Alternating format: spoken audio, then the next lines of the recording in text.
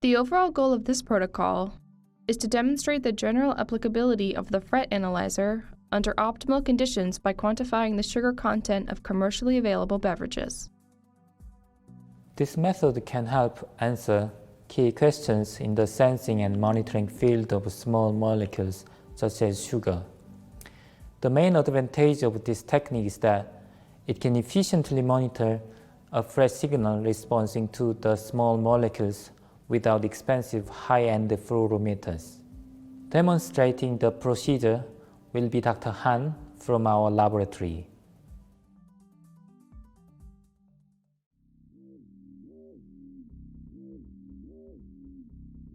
First, prepare the maltose or sucrose-specific cyan and yellow fluorescent biosensor plasmid.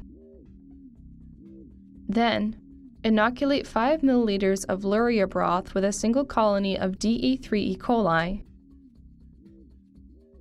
and incubate the culture at 37 degrees Celsius in a shaking incubator for 16 hours.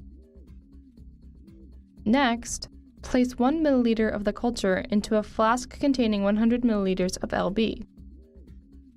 Incubate the flask at 37 degrees Celsius in a shaking incubator until the optical density at 600 nanometers is about 0.5. Centrifuge the culture for 20 minutes at 4 degrees Celsius. Quickly resuspend the pellet in 50 milliliters of ice-cold distilled water and centrifuge for 20 minutes again. Resuspend the pellet in 50 microliters of a 10 volume % solution of glycerol in ice-cold distilled water. Gently swirl the mixture until the optical density at 600 nanometers reaches 100.